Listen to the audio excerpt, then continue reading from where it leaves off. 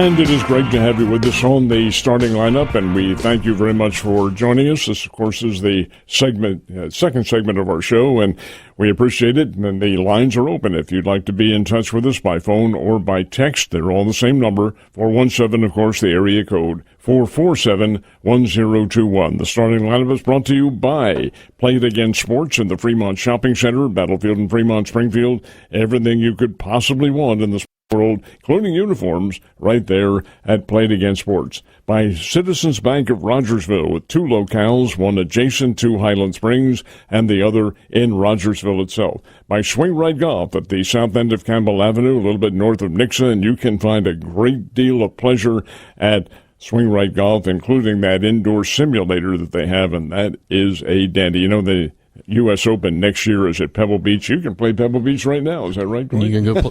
You can simulate playing Pebble Beach. You won't lose nearly as many golf balls. I know that. And brought to you by Marshfield Chevrolet at the I-44 exit. A couple of left turns, and what you do is you cross I-44 over the bridge. You're on the outer road on the other side and driving right into Marshfield Chevrolet. I'm Ned Reynolds, along with Dwight Glenn and Maddux Radosevic. All right, guys, we're awaiting the arrival of our special guest who has not been able to join us yet, but hopefully he will be in a very short time. In the meantime, though, we can talk a little bit about what's on the agenda forthcoming. The Cardinals and Yankees play tonight at Yankee Stadium in New York, and of course that game is right here on the on 102.1. Maddux, I think a phone call is up there. I think so. It may be. We're about to find out. It may be our guest. We'll find out. Good morning. With whom are we talking this morning? Hello? I can't hear it. Well, he's still there. Hello, can you hear us? No, can't hear you. Sorry. We're not making any contact in here with the phone call. Well, regardless of that, we'll talk a little bit about the ball games coming up. Did we do it? There we are. We're taking adjustments here while we're on and seeing what the causative agent is. Anyway, still awaiting the arrival of our special guest. Cardinals did make the big deals yesterday with the Milwaukee Brewers, and that kind of puzzled me a bit, but by the same token, and you pointed this out, Dwight, and that is that Dustin May is a free agent. Maddux said it perfectly. Milwaukee is renting two players to try to make a run this year. They have a very solid team. They needed a little bit more pitching. They're hoping that Dustin May can fit that bill, probably as a fifth starter, maybe somebody that would even be in long relief in a playoff situation, too. But they were willing, because everybody's got, we need to win right now on their mind. They traded their number 8 and number 23rd prospects, both outfielders, to the Cardinals for those two rental players. So the Cardinals obviously probably will send one to Double-A, one to Triple-A, and they will hope they will develop into big league players. And the one to Double-A will be the Ragsdale kid, because that's where he had been, and I think he's probably going to be a pretty good addition to it. The background on him, the bio, is he's a long ball hitter, he's a powerful kid, and can hit those home runs. I hope Rob Reagans is able to join us, and we're trying to connect with him right now.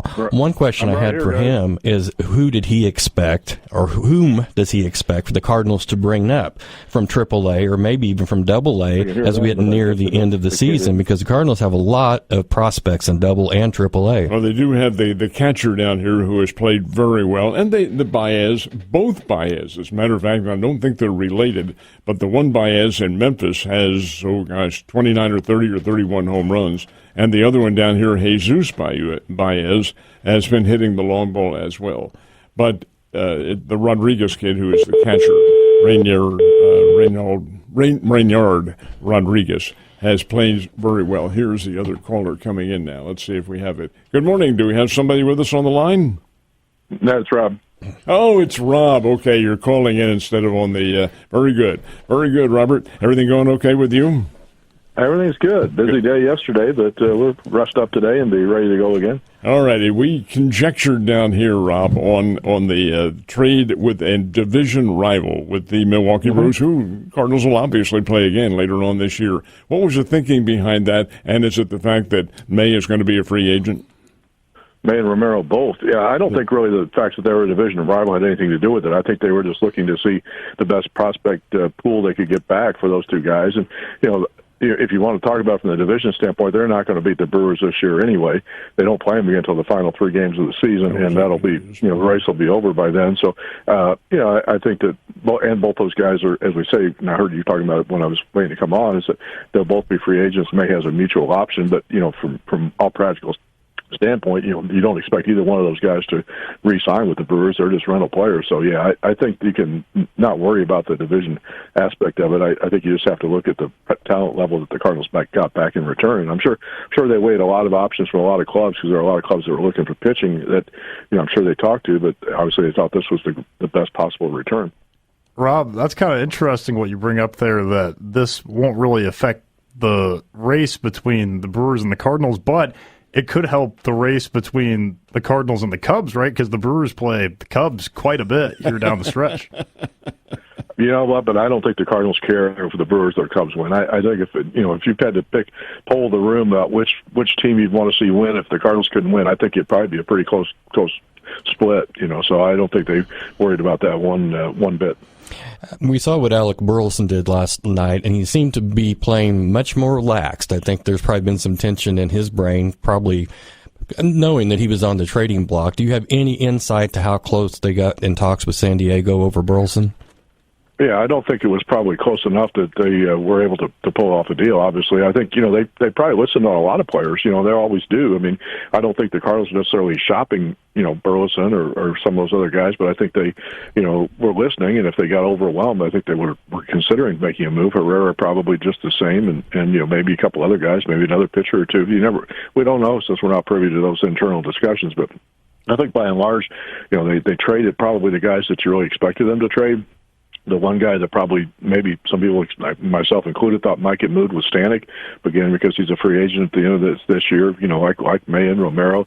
Newpart did have one more year of control, but, obviously they want to kind of create some space in that outfield for some of the young guys. We'll see how long it takes them to promote Joshua Baez from Memphis to give him a shot at the big leagues. So, all those trades made sense. They got some good pitchers. You're going to see three of the 4 guys they got yesterday coming to Springfield.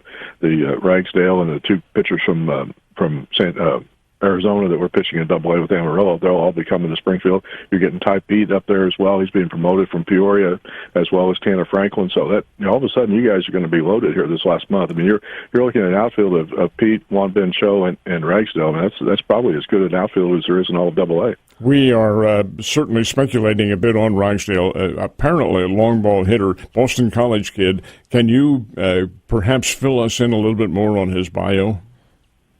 They're very high. I mean, Brewers very high on him. He came up, through their own system the last couple of years. Was not, I think, was he 7th round pick? So he wasn't like an overwhelming top prospect out of college. I know he played. I think it was Iona first couple of years, then transferred to BC. So yeah, no, just an up and coming kid. Apparently, he's 1 homer away from having a 20 double, 20 homer, 30 stolen base season. So I mean, he can run as well as hit for power and bat to ball skills, hitting over 300. So yeah, I think he and both of the people that I've seen do national rankings have Frias, the younger kid, the teenage kid that they got who's going to go to Palm Beach, probably a little bit ahead of him as far as the prospect ranking is concerned. But I think both those guys are solidly in the top 15 Cardinal prospects, and all of a sudden you went from not having a whole lot of outfield depth in the system to having a lot of outfield depth in the system. Ragsdale kid is from my part of the country, Vineland, New Jersey, which is almost right next door to Bridgeton, which is the hometown of Mike Trout. They are producing big-time sluggers down in that area of the world. Yeah, I'm curious to get a chance to see him play. I mean, I think he might have played when I saw Peoria play, earlier this year when they were playing Appleton. But I remember a couple of kids on that roster, but I don't remember him. But I think the numbers speak for themselves. So, the fact that the Brewers have, probably, if not the best, one of the best farm systems in all of baseball, they have a lot of great prospects. So you're getting 2 of their top, both those guys were 11th and 13th in the Brewers system, but that means they probably would have been a lot higher in somebody else's system. I did see Baseball America saying that Frias was right on the verge of being ranked in their top 100 overall prospects in the game. So I think, Chaim Bloom did exactly what he said, reached that he was going to do. Have to come and make a decision. You're going to prioritize long-term over short-term, and I think that you have to be pleased if you're a Cardinal fan, even though you're sad to see those guys leave. Sure. But I think they got a really good return, yeah. So, and the 2 pitchers from Arizona, too.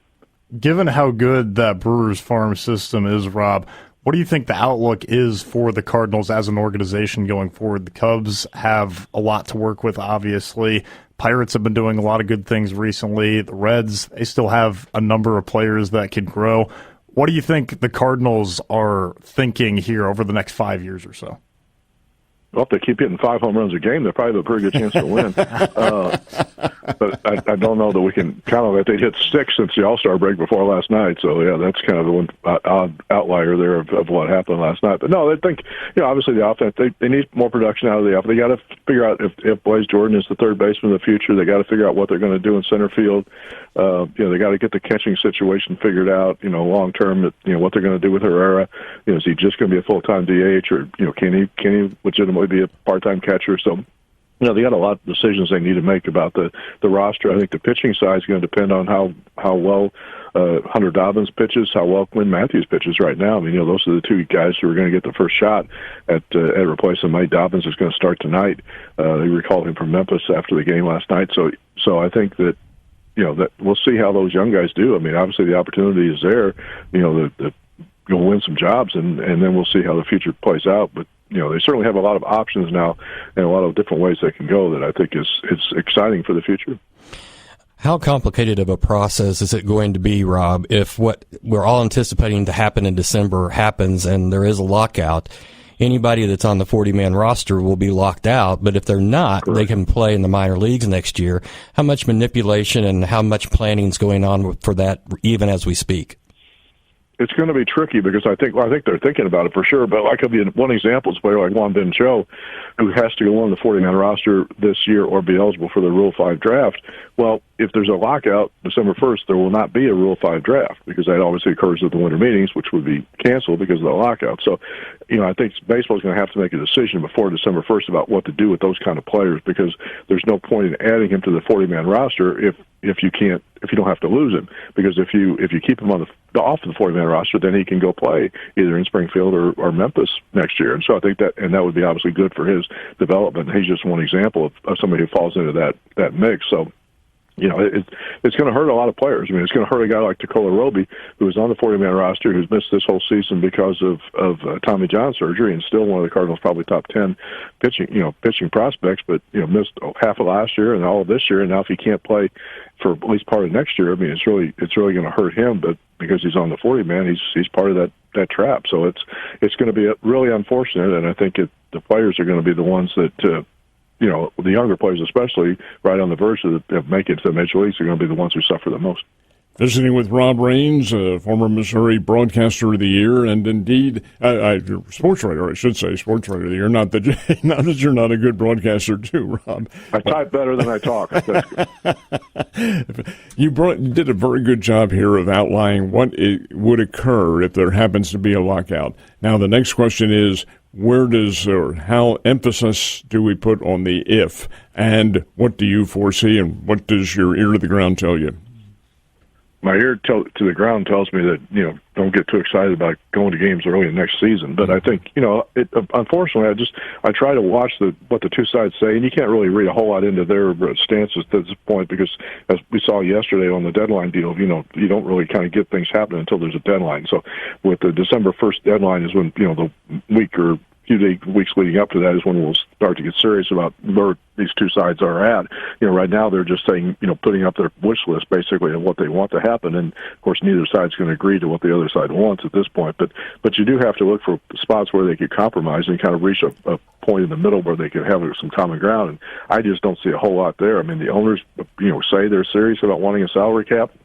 I think the Dodgers getting Scooble is going to increase the angst among a lot of the small market owners that they just can't compete with that in the system the way it is right now. So they're going to be resolved to block out the players for as long as it takes to get a deal. The players say they're not going to agree to a salary cap. So I just don't know where the room for compromise is. Every other time that we've gone through one of these labor situations, it's been the owners who've caved in and given the players basically what they want to settle the thing and get back to playing, because obviously the owners are the one who lose a lot of money if we're not playing, regular season games next year, because it affects television money, affects everything else. So we'll see what happens. But once I don't even really think December 1st is a legitimate deadline. though. I think the legitimate deadline is probably April 1st, because when you start to missing spring training is one thing. You can always condense that into a couple of weeks, but missing games that in the regular season is when people are going to start paying attention to what's going on. We were talking a little bit about that earlier too, Rob. In taking a look at the mathematic formula that goes into this, the median salary, not the average, but the median salary in Major League Baseball is $1,400,000.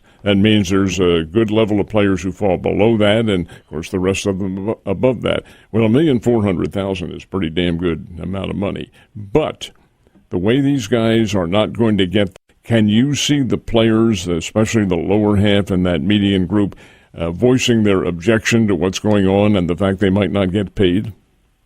I think it depends on the message that they receive from the union leadership, and I think it depends on the money that, the unions banked away a lot of money in what they call their war chest that, they'll be able to distribute to players when they're not playing next year. So I think, again, the players aren't missing paychecks till you get into April either, because in spring training, for example, it's just a per diem situation. They're really paid based on the back to the regular season. So, and I think the fact that they kind of know that this is coming, the only guys that might really get squeezed out are the guys like a Joshua Baez, who are on the 40-man roster but haven't played in the big leagues yet, so they haven't made a big league paycheck. So obviously they're making a lot less money in AAA this season, so trying to bank some money to be able to pay bills and stuff next year if you're not making any money, it's probably hard. It's going to be harder again on them. I mean, they're going to be the guys like we've talked about. They're going to be squeezed out of playing time. They're also going to be squeezed money-wise. So, it's not going to really affect the higher-end players because they're going to get the payment out of the union. They're going to get, they've known it's coming, so they could put some money away to pay for things. But there will be players hurting because of it, no question. This is supposition, and it's a just suppose. But let's say the owners do lock out the players, but then all of a sudden some magician comes along and solves the problem. Do you have a Rule 5 draft after that, or is it automatically out? I don't know the answer to that question. I would think you could still do it. I don't think there's anything that guarantees it. I think it'd have to be negotiated, as part of the agreement, part of the settlement, that they would just do it in January or February or whatever. I mean, they didn't do it. The only thing I can tell you is they didn't do one during COVID. When COVID canceled the late start to the season in 2020 and all that stuff, they did not do a Rule 5 draft after that year. So you do have to still have a 40-man roster. You have to set, a 40-man roster, obviously, because that's part of the playing season, that the players you could come up and down from the minor leagues. But so I think that was something that they would just have to be talked about and negotiated. But I would think you could do it later, but I don't really know. What's bothersome to me, guys, about this is Rob Raines is one of the most astute individuals to cover baseball, and he can't come up with a method for compromising. And neither can we. There's got to be a way around this somehow. There's got to be a lot of smarter people than us involved in this, or we're going to be in trouble. That's all I'll really tell you. Well, you're the only kickapoo one. Dwight is Nixa, and Maddux is Rockhurst up in Kansas City. I don't know what we're going to do. Now, put all of our heads together, and we're still going to be a few heads short. Well, for the rest of the season, you pretty much outlined what you expect the Cardinals to be doing and playing a lot of young people and so forth and so on. But heck, if they continue I think that'll be fun. Yeah, I think that'll be fun. Got the Colorado Rockies coming in, and heck, the Cardinals could sweep that bunch. Then you have America's team coming in there. The Philadelphia Phillies come in. I don't want to show bias, guys, but hey, come on. It is what it is. They made some good moves. They made some good moves yesterday. I love Luis Arraez going to that team because it sets the table for their sluggers. I think that does them very well. Would you agree with that? I do, yeah. I think they're going to be, them and Atlanta are going to be a good race. I think, going into the second half of the season, or the mythical second half of the season after the All-Star break, I thought that race between the Braves and the Phillies was going to be the best one in baseball. And I think what the Phillies did yesterday really kind of made that happen because the Braves needed a starting pitcher, and they really didn't get one. So I think that'll be a fun race to watch. This will be simply Rob Raines' opinion on this, and you've got pretty doggone good opinions. Why is it, do you suppose, you've got a guy who's won the National League batting championship 3 times, he's in the lead this year at 324, and yet he has been with 5, this will be team number 5. What is it? What makes this guy expendable? I just think teams undervalue that skill anymore. I just think, it's one of those things. You and I, look at the traditional categories in baseball, batting average, home runs, RBIs, but people want to slug. They want home runs, and they don't care about strikeouts anymore. And I just think they kind of undervalue, what's his WAR, what's his exit velocity, what's his launch angle. I mean, they just kind of undervalue that bat to ball skills that we used to see all the time with Tony Gwynn and with the really, really good hitters of our that era. I don't think it's something that baseball really puts a premium on anymore. Rob, we'll get you out of here on this. And this is looking from 30,000 feet, which you have that ability to do because you're up around the St. Louis. That window's pretty small. That window's pretty small when you look out of that airplane. Yeah. But just give us a broad view. What is the general attitude of the St. Louis Cardinal baseball fan right now? Because last year was about as low as it had been since maybe the mid-'70s. And there seems to be some optimism. Is the optimism still there?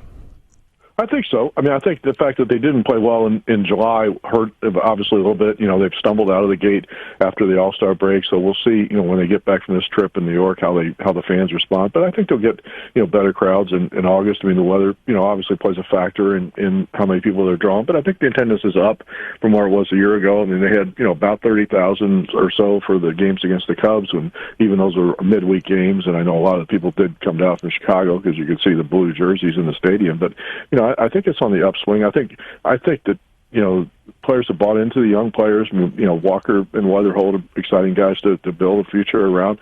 I think a lot of fans are probably a little bit worried about the same thing we spent a lot of time talking about this morning. What's going to happen next year? So they really don't want to get too committed and too much bogged into thinking about it until they really see that we get past that issue and move forward. So I think it's on the right swing. I think, the prospects that they got, the prospects that are in the minor leagues that are coming up, whether they come up this year or still be right on the verge of coming up, whenever we get back to playing baseball, I think it's going to be exciting to build a team around it. I think they want to see the team go out and spend some money and get a couple of star players, but we'll see if that happens. How's your podcast coming along? Good. Everything's good. Yeah, we had a special edition based on the trading deadline last night. It should be up there on your site as well as our site. And I'll be back with our regular edition later on this week. Are you due down here at all for the rest of the summer? Tough to tell. I got a trip to Memphis planned. I haven't been down there since the middle of the early part of the season, so I have been to Springfield a couple of times since then. So we'll see how this roster kind of flux shakes out as far as who goes where now with all the moves, and then make a decision. But at the moment, nothing is set. Holler if you do come down. Will you do it? Yes, sir. Will do. Thank you, guys. Thanks, Rob. Thank you, Rob. Rob Raines visiting us from up in St. Louis. Yeah, please do. Rob is such an articulate spokesman for the game of baseball and for the Cardinals. It makes such a big difference, too, to get the brain power in there and have all of the reasoning. Uh-oh, there comes their dial tone there. We'll let Ma Bell have a little bit of freedom here. Perfect time to go to a break. That's what it is. Time out on the starting lineup. Don't go away, folks. Back in a second. Great having you with us on the starting lineup, and welcome back. We just have a few seconds before we'll go to Trenton Berry and talk a little bit about racing and so forth and so on. What's going on, man? I have a question for you, Mr. Reynolds. After talking to Rob Raines, and we already have spoken about if they're not on the 40-man roster, if there is a lockout, talking about Major League Baseball, then they do have the ability to go to Memphis and go to Springfield and Palm Beach and continue to develop. My question is this. As a baseball fan, are you going to go support these minor league teams even though you're upset that the major league team, the mothership, is not playing? So is it going to increase the attendance in Springfield, Missouri, or decrease it? In my case, it would increase it because I would go to watch the baseball and to watch the talent level. Yeah, sure, like everybody else, I would be very upset if they're locked down because the fan can't really identify very strongly with what's going on. You can't. We don't have that kind of expenditure, nor do we have that kind of input with any of the teams. You can't voice your opinion except stay away. But you can love the game. And I'm a baseball fan. I enjoy the game. I did enjoy it. I will tell you this. I did enjoy it in the past a little bit more than I do now. I don't like some of the gimmicks that have been put into the game, the ghost runner and so forth. I do like the clock. I do. I think that's the biggest and best innovation there has been in the last 50 years in baseball. And I'll tell you another one, too, is the two throws over to first base. I would increase it to 4 maybe, and then if you have to have some kind of a delay along those lines. I agree. Why don't we go to break and let them get this technical thing figured? Oh, you were good? Okay, then we'll keep talking. Okay, because my next question is this, and I really do not know the answer to this, and you may not either, so I'm not trying to put you on the spot. Who pays the minor leaguers next year if there's a lockout? Diamond Sports, I imagine, would. They would have some kind of a pool, or it would come from the major league team with whom they have in the case of Springfield Cardinals, the Cardinals have a working agreement. They do not own the team, but they do have a working agreement with the players. So I think probably the individual minor league contracts would be honored by the team. But I also think that Diamond Sports, which owns not all, but many of the minor league organizations around the country, probably has a war chest that they would do it as well. But, yeah, they would be reimbursed. Well, and I was reading the other day, and Rob mentioned this, the union, Major League Baseball Players Union, has been storing money away, or, saving money just in case of this lockout for over a year. So that tells me they're anticipating a lockout, which is not a good sign. Well, when you have the specific well-delineated disagreement that you do, and that is, hey, don't even mention a salary cap. We're not going to have it. Of course, they're the only league in the country that does not have one, but be that as it may, then players don't want it. The owners may be willing to sacrifice the money that they make just to exert their power and say, we're the ones running the show, not you guys.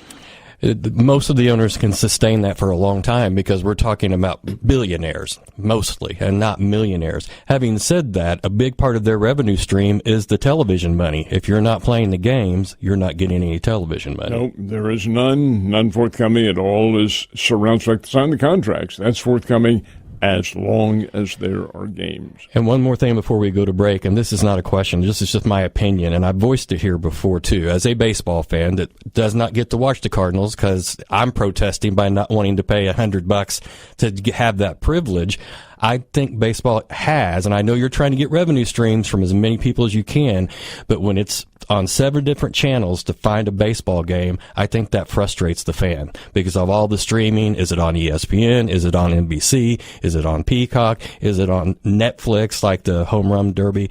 I don't think that's good for baseball. Understand the reasoning behind it because it's more money, but from the fan standpoint, from a viewer standpoint, I can't use that terminology on the air, but no, I do not like it one bit. Time out, back in a second. And the starting lineup is brought to you by Play the Game Sports, by Swing Right Golf, by Marshfield Chevrolet, and by Citizens Bank of Rogersville. I'm Ned Reynolds, along with Dwight Glenn and Maddux Radosevic. And we welcome our special guest. He's back at his usual spot on a Tuesday, Trenton Berry, Mr. Dirt Racing Guru himself. What's going on, man? Busy week?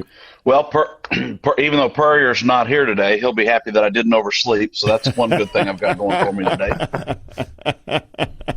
Well, you didn't oversleep, but that's not to say you guys weren't busy this week. I know you had some racing. You were in the area is that right? Yeah, we were. So I went to Kansas City Friday night, but then we were back at Lake of the Ozarks on Saturday. And, man, it's been pretty dry here the last little bit. And so wouldn't you know it, it decides we're gonna take a rain on Thursday night, a little bit Friday morning, and worked its way through the area. And of course, the tracks got impacted by it. So we ran our late model series there. Had 2 pretty good races, 2 pretty good shows, but obviously when the tracks get a little bit rough, and it kind of hinders the overall quality a little bit. So it is what it is. We made the best of it. Had a couple good winners, and appreciate the guys that came out and ran with us this weekend. T-Bear, with the weather notwithstanding, under ideal circumstances or optimal circumstances, how have your crowds been this year? Well, so even Friday night when the rain cleared out of Kansas City, it was dry most of the day. Their Friday, most of their stuff happened on Thursday. And so the crowds were good. They racetrack made money on the race Friday night, which is how that's supposed to be, like when you settle your bills at the end of the night, that promoter's supposed to put a little bit of money in his pocket when everything's right. And, they had a good crowd. Well, I think, I didn't hear the exact figure, but I'd say we probably raced in front of 1,200 people Friday night there. We didn't have quite as good a crowd Saturday, but it drizzled off and on Saturday afternoon right up until Oh, like 5:30, which, most times the racetracks are going to cancel at that point. Just hard to get your stuff in shape. And, you worry about how many fans are going to show up or whatever. But this group that owns the racetrack where we race Saturday, they're actually our sanctioning body for this late model tour. And they just told me, man, that the gentleman's in charge of that. He said, man, we're going to race. And he said, we're going to get it done. He said, we've got people here. He said, I've got food that's been ordered. He said, we're going to get this race in. And, I appreciate that dedication as well, because that would have been a night it would have been pretty easy to cancel, especially Saturday. T-Bear, how predictable is it to know how many fans are going to come out to any given race? So it's time of year, things that are going on in the area as far as other racing events, other racetracks. You get sometimes a little bit of an idea. A lot of times we're racing in front of, obviously you have like the Show Me 100. That's the biggest event in the Ozarks every year. That thing's going to run in front of probably, 6,000 to 8,000 people every year, give or take a couple thousand people either way. They're just going to show up like clockwork. Most of our stuff's going to be, we're going to get crowds from probably 750 to a really good night's going to be 2,000 people for us, and I'm talking paid adults through the front gate. The pit gate has its own as well, and that's kind of a formula. Generally, we average about 3.5 is our multiplier per race car in the pit area when you talk about selling pit passes. So there's two forms of revenue for the racetracks as far as gate sales. And then, the racetrack owners have an average value. Your good racetracks do. I'm not going to tell you that every one of them does, but your good racetracks have an average value of what that ticket's worth in additional spend through the gate for every customer as well that comes in. And that pretty well runs like clockwork for the ones that really do their forecasting and their bookkeeping and their budgeting properly. They can tell you what that is for their given facility too. So it's kind of a mad science that sometimes works. Hey, Trenton, let's switch gears to NASCAR. We're talking about money, and that's kind of where this question's going from me. We just heard this past week that Jimmy Johnson has enlisted a bunch of his A-list celebrity friends and other racers from other forms of racing to invest in Legacy Motor Club. Is that going to be a trend? And the reason I'm asking this is you've got Roger Penske, who is not very young anymore, Richard Childress, same boat, Joe Gibbs, same boat, and Rick Hendrick. All those guys are 70 and above. So are we going to get into team ownership by multitude, almost like an equity group? Man, it sure kind of seems like some of that's headed that way for sure. So Trackhouse was kind of formed as an equity group a few years ago. The music artist Pitbull was one of the initial investors in that deal, and the Legacy Motor Club is another one that's getting some like basically private equity and investors. We saw in the documents revealed in the NASCAR lawsuit between MJ and NASCAR that Richard Childress has private equity, has a firm out of New York that owns. Oh, I don't know. It was close to half, I believe, ownership. I mean, it was a large enough stake that I kind of went, whoa, I didn't realize that. And maybe it was just a shade over half of RCR. I don't remember the number just exactly, but it wasn't like a 5 or 10% stake. Like they had private equities really invested in Richard Childress. Joe Gibbs, I could see. I don't really know.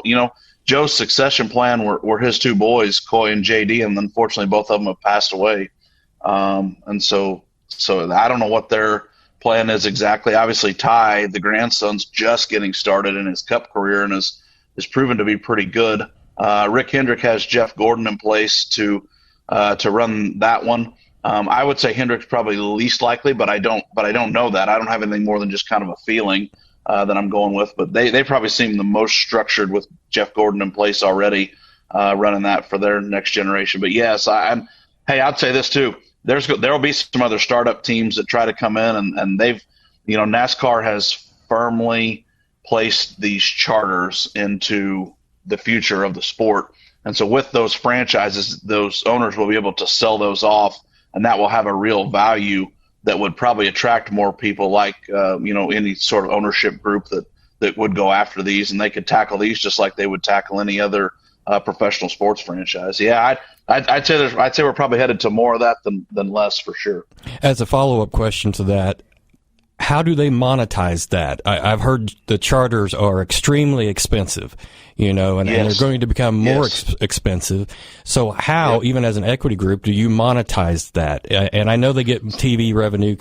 And I know this is a hard question to answer in this format, but how do they generate revenue from only, let's just say, the 48 car? Yeah. So what'll happen there? And you're right. The teams get a huge portion of the TV contract that's split out amongst your chartered teams. So that's one huge source of funding that they're going to get. And NASCAR just went through a year ago and redid all their media rights, and that's why it's so split up now on so many different platforms for the next handful of years, whatever it is. I think it was 8 or 10 years, something like that they did. But it was because they were able to maximize their revenue at the time for it.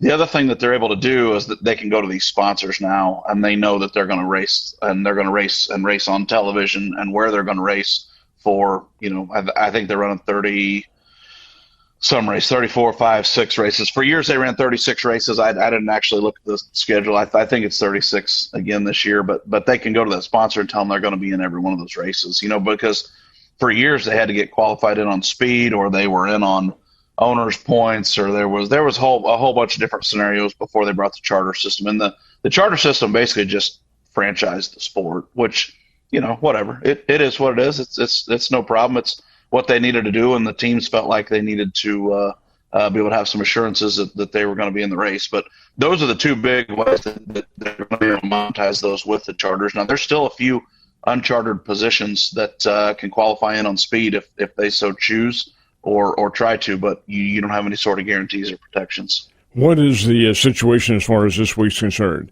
I know that race in Iowa is a relatively new one. Yes, it is. So it's only the third one. Ryan Blaney and William Byron have won the other 2 Cup races. Now, that racetrack was kind of interesting because it was actually designed by Rusty Wallace in conjunction with the architecture firm that designed it initially. Ran into some money problems. They raced. They ran Indy. They ran trucks. They ran nationwide. Cool racetrack. Just under a mile. Sits right east of Des Moines, about half an hour or so in Newton, Iowa. And NASCAR bought the track in 2013, and so it's been on a lot more solid ground since then. Seats about 30,000. This is also a huge time in Iowa because the 360 Sprint Car Nationals are going to be at the Knoxville Raceway coming up this weekend. 360 Sprint Cars. They're going to race through Iowa. They're going to race in Oskaloosa this next week, and then the 410 Knoxville Nationals, which is kind of the preeminent dirt race in all of the country. That thing has almost $1 million payout on next Saturday night alone, or 2 Saturday nights alone. So NASCAR has situated this right where there's going to be a built-in group of huge motorsports fans. There's probably going to be 20,000 plus in there for the dirt race, and Knoxville, Iowa is probably only about 30 minutes to an hour, something like that, south of where the Iowa Speedway is. So very conducive scheduling, which was good on NASCAR's part. They tapped into the short track market for this, and it's a really neat racetrack they're going to be at. Again, this is going to be a low downforce, high horsepower place as well, so it should be pretty exciting this weekend. There is it. It's 16 places that get into the postseason. Is that correct? Yes. 16 that get in. What is that race right now? So there's 16 positions qualify for the chase. We are currently right now, we are 4 races outside of the chase. And then the chase will be the final 10 races of the season. So there's 4 races left for the guys to get their positions in order. you like I said that? That takes a while. Yeah. But 16 positions are in. Austin Cindric is right on the cut line.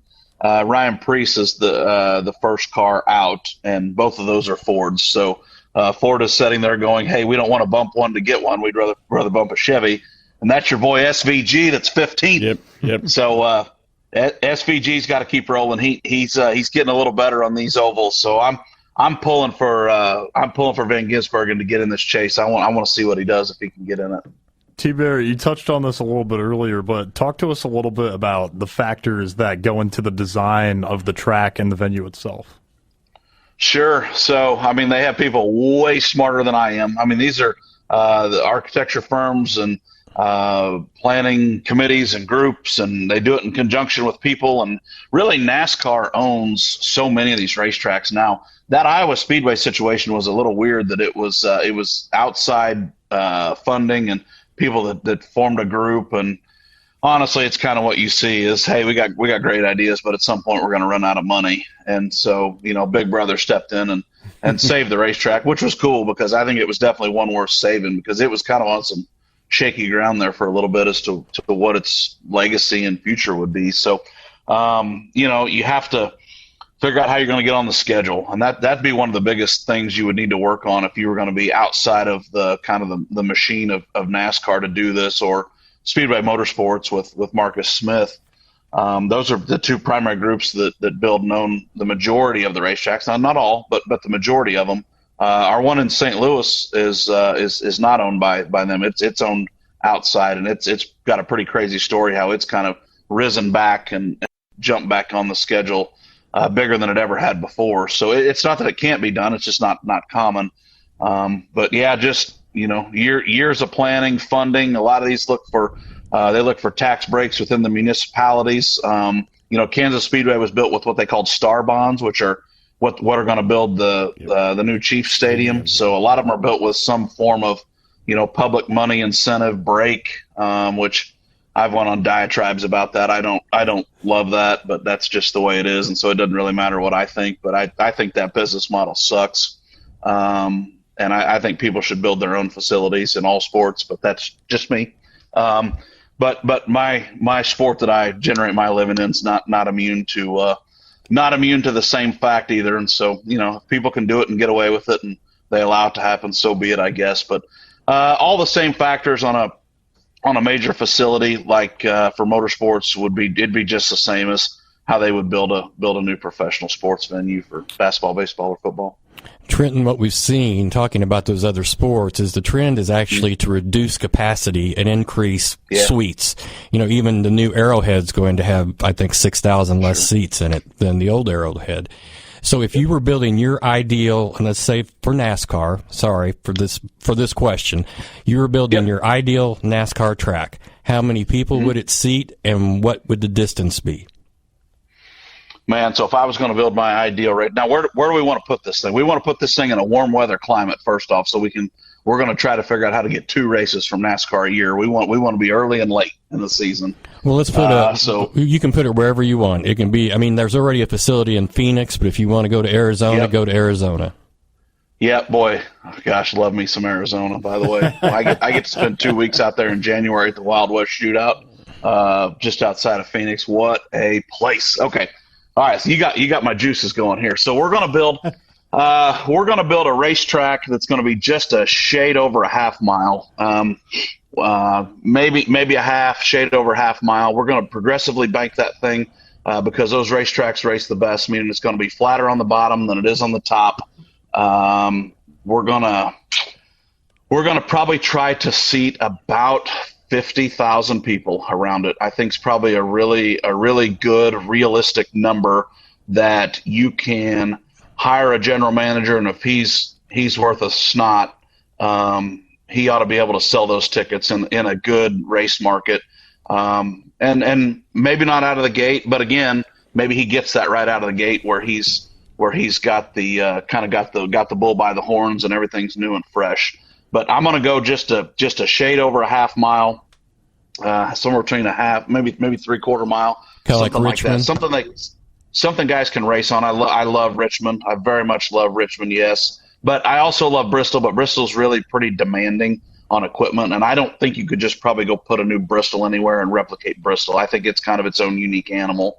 I like Martinsville, but Martinsville sometimes is kind of hard to really have a great race on because everybody's so compact. You need just a little bit of room to get away from each other and have some room to race. But I'm going 50,000 people. I'm going to shoot for about probably 30 suites, something like that. That's a little higher than some places on the suites, but I think they're important because you get that in there, you can work on entertaining your corporate partners. You can talk about averaging up your average ticket that walks through the gate. Just a lot of things with premium experiences that you could benefit from a business. And we're gonna go get it on twice a year and pack the place. Where are you this week? Where am I this week? What am I doing this week? I'm going. Oh, hey, we got some good ones this week. I'm gonna go to Nevada Saturday or Thursday night. Did you guys know Nevada, Missouri's got a racetrack? They got a good one. Did not know it. It's kind of a down home. It's right behind the Walmart, right in town, which is cool because you don't get many that are right in town. They have a quarter-mile, old-school, down-home, family-run bull ring racetrack, and it's awesome. I love it. I love these little quarter-mile racetracks on dirt. We have the USMTS coming in there, which is the National Modified Series that we've put on TV for racing dirt for probably, going on 15 years or more. I mean, it's our primary objective within our business. So that series is close this weekend, and so we're going to go there Thursday night. And then we're going to go to Lucas Oil Friday and Saturday. So I got 2 races at Wheatland. It's been a little bit since I've been to Wheatland, so looking forward to that. They've always ran a USMTS modified race in August every year. A couple of years ago, they decided to make it 2 days, which 2 days for me to sleep in my own bed in the middle of the summer is choice. And so very, very appreciative for that. But so we've got 3 good ones coming up this weekend and close to home. It's also supposed to be HOT. How do you like the HOT weather? Yeah, it'd be great. Hey, listen, if I don't have to deal with rough racetracks and whatever, and we can get maximum car count at these events, that maximum fans, it'll be fine. It'll be fine. I'd always like it about 15 degrees cooler than it is, but that's just me. T-Bear, come on, man. You're in good shape. All right, man. Hey, thank you very much for being with us, and we will see you next Tuesday at this time, right? Sounds great. I appreciate you guys very much, and appreciate everybody in the studio there today. This was fun. Thanks, Trenton. Dirt Racing with Trenton Berry timeout on the starting lineup, and be right back.